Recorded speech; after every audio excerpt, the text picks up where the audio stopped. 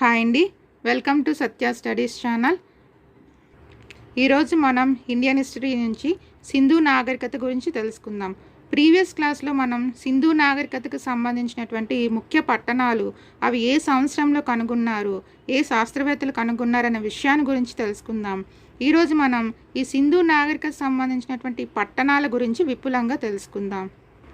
ఈ సింధు నాగరికత యొక్క త్రవ్వకాలు సర్ జాన్ మార్షల్ యొక్క ఆధ్వర్యంలో నిర్వహించారు.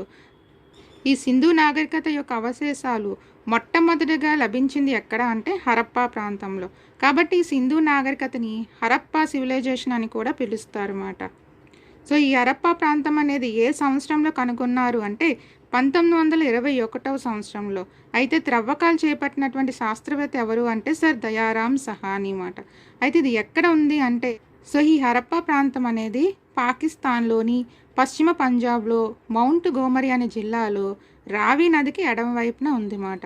ఋగ్వేదంలోని హరయుపియా అని పిలువబడినటువంటి నగరం ఏంటి అంటే హరప్పా నగరం. అలాగే ఈ హరప్పా నగరాన్ని గేట్వే ఆఫ్ సిటీగా కూడా పిలుస్తారు. సర్ జాన్ మార్షల్ ఈ నగరాన్ని ఆకస్మికంగా ఉద్భవించిన నగరం అని పిలవడం జరిగింది. సో హరప్పా ప్రాంతానికి ఆకస్మికంగా ఉద్భవించిన నగరం అని పేరు పెట్టినటువంటి వ్యక్తి ఎవరు అంటే సర్ జాన్ మార్షల్. ఈ హరప్పా ప్రాంతంలో జరిపినటువంటి త్రవ్వకాలలో ఇక్కడ 2 వరుసలతో కూడినటువంటి మొత్తం 12 ధాన్యాగారాలు అనేవి బయటపడ్డాయి. సో అవి ఒక్కొక్కటి 15.23 మీటర్ల పొడవు, 6.03 మీటర్ల వెడల్పుతో ఈ ధాన్యాగారాలు అనేవి బయటపడ్డాయి. కాబట్టి ఈ హరప్పా ప్రాంతంను ధాన్యాగారాల నగరము, సిటీ ఆఫ్ గ్రానరీస్ అని కూడా పిలుస్తారు. అలాగే ఇక్కడ హరప్పా ప్రాంతంలో జరిపినటువంటి త్రవ్వకాలలో కాంస్యంతో చేసినటువంటి అద్దాలు, దర్పణాలు, ఇంకా ఎడ్లబండి మరియు కొలబద్ద కూడా లభించాయి. ఇంకా ఇది పడవల తయారీకి ముఖ్యమైనటువంటి కేంద్రము. ఇంకా ఇక్కడ అమ్మతల్లి ముద్రిక, నటరాజస్వామి విగ్రహము అంటే నాట్యం చేస్తున్నటువంటి పురుషుని విగ్రహము లభించాయి. ఇంకా చెక్కతో చేసిన శవపేటిక లభించింది. మూపురం గల ఎద్దు ముద్రిక కూడా లభించింది. అలాగే ఇక్కడ రాతి విగ్రహాలు, 2 రాతి విగ్రహాలు, అవి ఎర్రరాయితో చేయబడినటువంటివి. చేతులు లేకుండా ఉన్నటువంటి పురుషుని విగ్రహము, మరొకటి నర్తకి విగ్రహం కూడా లభించాయి. అలాగే ఇక్కడ కాల్చిన కుండల పరిశ్రమ కూడా లభించిందన్నమాట. సో కాల్చిన కుండల పరిశ్రమకు కేంద్రం ఏంటి అంటే హరప్పా నగరం. అలాగే ఇక్కడ కుమ్మరి చక్రం కూడా లభించింది. ఇంకా ఇక్కడ ఇరుకైన గదులతో కూడినటువంటి ఇల్లు ఉండేవి. ఈ ఇళ్లలో శ్రామికులు ఉండేవారని చెప్పి భావించేవారు. అలాగే హెచ్ ఆకారపు సమాధులు కూడా ఇక్కడ కనిపించాయి. కాపర్తో చేసినటువంటి ఎద్దుల బండి ముద్రిక అనేది లభించింది. ఈ ముద్రికని ఇక్కా అని పిలిచేవారు. అలాగే ధోవతి లేదా ధోతి ధరించినటువంటి వ్యక్తి విగ్రహం కూడా ఇక్కడ లభించింది. సో ఇది హరప్పా నగరం గురించి. తరువాతి నగరం మొహంజదారో గురించి తెలుసుకుందాం. ఈ మొహంజదారోని ఏ సంవత్సరంలో కనుగొన్నారు అంటే 1922వ సంవత్సరంలో ఆర్డి బెనర్జీ అనేటువంటి పురావస్తు శాస్త్రవేత్త కనుక్కోవడం జరిగింది. సో ఈ ప్రాంతం ఎక్కడ ఉంది అంటే సింధు రాష్ట్రం, ఇది కూడా పాకిస్తాన్లోని సింధు రాష్ట్రంలో సింధు నదికి కుడివైపున లార్తానా జిల్లాలో మనకి ఇది కనిపించింది అంట. అలాగే మొహంజదారో అంటే అర్థం ఏంటి అంటే సింధీ భాషలో మృతుల దిబ్బ అని చెప్పి దీనికి అర్థము. సో ఈ మొహంజదారో అనేది సింధు నాగరికతలోనే అతిపెద్ద నగరం అన్నమాట. సో దీని యొక్క విస్తీర్ణం ఏంటి అంటే 200 హెక్టార్ల విస్తీర్ణము. ఇక్కడ జనాభా సుమారుగా 35,000 నుంచి 41,000 మంది నివసించేవారు. ఈ మొహంజదారోకి ఇతర పేర్లున్నాయి. అవేంటి అంటే సింధు నాగరికత యొక్క ఉద్యానవనం అని పిలుస్తారు అన్నమాట. Garden of Indus civilization. So ఏ నగరాన్ని సింధు నాగరికత యొక్క ఉద్యానవనంగా పిలుస్తారు అంటే మొహంజదారో. అలాగే ఈ నగరానికి నిక్లిస్తాన్, ఒయాసిస్ ఆఫ్ సింధ్ అని, ఇంకా మోడల్ సిటీ అని కూడా పిలుస్తారు. ఈ మొహంజదారోలో జరిపిన త్రవ్వకాలలో ఇది 9 పొరలతో బయటపడిందంట. అలాగే ఇక్కడ ఈ నగరం అనేది 7 సార్లు వరదకు గురి అయ్యింది. సో 7 సార్లు వరదకు గురైనటువంటి సింధు నాగరికత పట్టణం ఏంటి అంటే మొహంజదారో.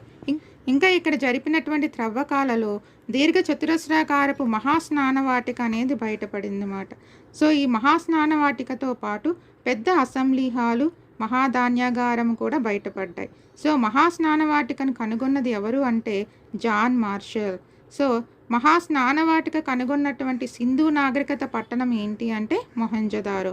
సో వీటితో పాటు ఇంకా ఇక్కడ నాట్యగత్తె యొక్క కాంస్య విగ్రహము, బ్రాంజ్ డాన్సింగ్ గర్ల్ కూడా లభించింది.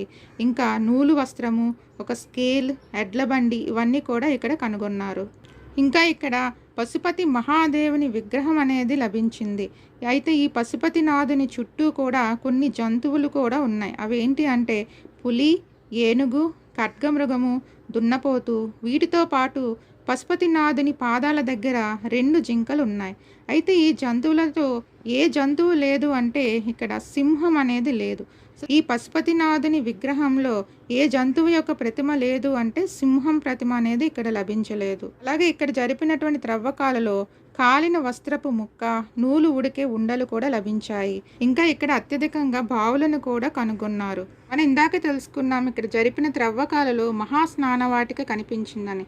ఈ మహాస్నానవాటికకు పశ్చిమ దిశలో అతిపెద్ద ధాన్యాగారం అనేది బయటపడింది. సో ఈ ధాన్యాగారం అనేది మహాస్నానవాటికకు ఏ దిశలో ఉంది అంటే పశ్చిమ దిశలో ఉంది. అలాగే స్టియటైట్తో చేసినటువంటి ఒక గడ్డపు మనిషి బొమ్మ కూడా వీళ్ళకి లభించింది. అయితే ఈ గడ్డపు మనిషిని వీళ్ళు పురోహితుడు అని భావించేవారు. అలాగే 2 రావి చెట్టు కొమ్మల మధ్య నిలబడి ఉన్నటువంటి ఒక దేవతా ముద్రిక కూడా లభించింది. వీటితో పాటు రాతి లింగాలు, రాగితో చేసినటువంటి 2 ఖడ్గాలు, కాంస్యంతో చేసినటువంటి రంపము కూడా లభించాయి. సో వీటితో పాటు మెసపటేమియాకి చెందినటువంటి 3 స్తూపాకారపు ముద్రలు అనేవి వీళ్ళకి లభించాయి అన్నమాట. సో దీని వలన సింధు నాగరికతకు మెసపటేమియా నాగరికతకు మధ్య వ్యాపార సంబంధాలు జరిగాయని తెలుస్తుంది. ఇంకా ఇక్కడ కుషానుల కాలం నాటి బౌద్ధ స్తూపము కూడా లభించింది. సో ఇది మొహంజదారో గురించి. తర్వాతి నగరం చాన్హుదారో గురించి తెలుసుకుందాం. చాన్హుదారో నగరాన్ని 1931 సంవత్సరంలో ఎంజీ మజుందర్ అనేటువంటి పురావస్తు శాస్త్రవేత్త త్రవ్వకాలు చేపట్టారు. ఇది ఎక్కడుంది అంటే పాకిస్తాన్లోని సింధ్ అనేటువంటి రాష్ట్రంలో సింధు నదికి ఎడం వైపున ఉంది. అయితే ఈ సింధు నదికి 2 వైపులా కూడా 2 ప్రధాన పట్టణాలు అనేవి ఉన్నాయన్నమాట. సింధు నదికి కుడివైపున ఉన్నటువంటి పట్టణం ఏంటి అంటే మొహంజదారో. సింధు నదికి ఎడమ వైపున ఉన్నటువంటి పట్టణం ఏంటి అంటే చాన్హుదారో. అలాగే చాన్హుదారో అనేది 3 సార్లు వరదలకు గురైంది. మొహంజదారో అనేది 7 సార్లు వరదలకు గురైంది. అలాగే ఇది కోట లేని ఏకైక నగరము. అలాగే ఇంకా లాంగ్ షైర్ నగరంతో పోల్చినటువంటి సింధు పట్టణం ఏంటి అంటే చాన్హుదారో. అలాగే ఇక్కడ జరిగినటువంటి త్రవ్వకాలలో నటరాజస్వామి విగ్రహం కూడా బయటపడింది. ఇంకా వీటితో పాటు సిరాబుడ్డి లభించింది. పిల్లి యొక్క ఆనవాళ్ళు కూడా లభించాయి. చాన్హుదారో అనేది పారిశ్రామిక పట్టణం. ఇది పారిశ్రామిక పట్టణం అని ఏ విధంగా తెలుస్తుంది అంటే ఇక్కడ జరిగినటువంటి త్రవ్వకాలలో పూసల తయారీ పరిశ్రమ, బొమ్మల తయారీ పరిశ్రమలు బయటపడ్డాయి. వీటితో పాటు గవ్వల తయారీ పరిశ్రమ కూడా బయటపడింది. ఇంకా ఇక్కడ గంధపు దువ్వెనలు, లిప్స్టిక్, కాంస్యంతో చేసినటువంటి ఎడ్ల బండి కూడా బయటపడ్డాయి. సో ఇప్పటి వరకు మనము హరప్ప, మొహంజదారో మరియు చాన్హుదారో పట్టణాల గురించి తెలుసుకున్నాం. తరువాతి పట్టణం ఏంటి అంటే లోథాల్. ఈ లోథాల్ అనేటువంటి పట్టణాన్ని ఏ సంవత్సరంలో కనుగొన్నారు, ఎవరు కనుగొన్నారు అంటే 1955 సంవత్సరంలో ఎస్ఆర్ రావ్ అనేటువంటి పురావస్తు శాస్త్రవేత్త జరిపిన త్రవ్వకాలలో ఇది బయటపడింది. ఇది ఎక్కడ ఉంది అంటే గుజరాత్ రాష్ట్రంలోని సింధు శాఖ ముఖద్వారం అయినటువంటి సబర్మతి నదికి ఉపనది అయినటువంటి భోగవా నది పక్కన ఇది ఉంది. ఈ లోథాల్ని మృతుల దెబ్బ అని కూడా పిలుస్తారన్నమాట. అంటే గుజరాతీ భాషలో లోథాల్ అనగా మృతుల దెబ్బ అని అర్థం. మృతుల దెబ్బ అని మరొక పట్టణానికి కూడా పేరుంది. ఏంటి ఆ పట్టణం అంటే మొహంజదారో. సింధీ భాషలో మొహంజదారో అంటే మృతుల దెబ్బ అని అర్థం. అలాగే గుజరాతీ భాషలో లోథాల్ అనగా మృతుల దెబ్బ అని అర్థం అన్నమాట. సో మృతుల దెబ్బ అనేటువంటి అర్థం ఉన్నటువంటి నగరాలు ఏంటి అంటే మొహంజదారో మరియు లోథాల్. అలాగే ఈ లోథాలకు వేరే పేర్లు ఉన్నాయి. ఏంటి ఆ పేర్లు అంటే లోథాల్ని మినీ హరప్ప అని కూడా పిలుస్తారు. ఇంకా మినీ మొహంజదారో మరియు కాస్మోపాలిటన్ నగరంగా కూడా పిలుస్తారు. లోథాల్ యొక్క విశిష్టత ఏంటి అంటే ఇది అంతర్జాతీయ రేవు పట్టణంగా విలసిల్లింది మాట. సో సింధు నాగరికత యొక్క ప్రధాన ఓడరేవు పట్టణము ఈ లోథాల్ మాట. సో ఇక్కడ ఒక ఓడరేవు అనేది బయటపడింది. సో ప్రపంచంలోని మొట్టమొదటి టైడల్ పోర్ట్ ఉన్నటువంటి పట్టణం ఏంటి అంటే లోథాల్. ఈ లోథాల్ యొక్క నౌకాశ్రయాన్ని ఇటుకలతో కట్టారు. సో ఇది సింధు ప్రజల యొక్క మొదటి కృత్రిమ ఓడరేవు. సో ఈ ఓడరేవు ఏ ఆకారంలో ఉంది అంటే సమలంబ చతుర్భుజ ఆకారంలో ఉంది.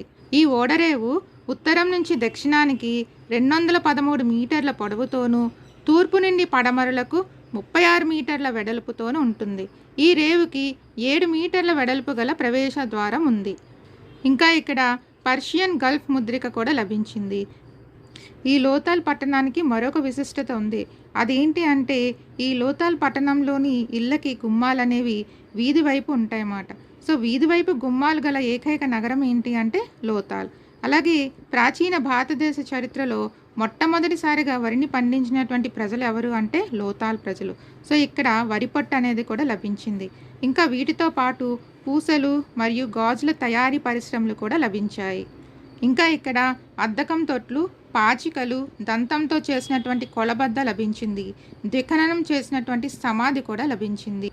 ద్విఖననం అంటే స్త్రీ పురుషులను కలిపి కుండలలో ఖననం చేసినవి మాట.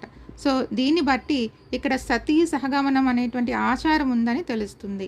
ఇంకా వీటితో పాటు హోమగుండము, చెస్ బోర్డ్, టెర్రాకోట్తో చేసినటువంటి గుర్రపు బొమ్మలు, బియ్యపు గింజ కూడా లభించాయి. ఇప్పటి వరకు మనము హరప్ప, మొహెంజదారో, చాన్హుదారో అండ్ లోథాల్ గురించి తెలుసుకున్నాం.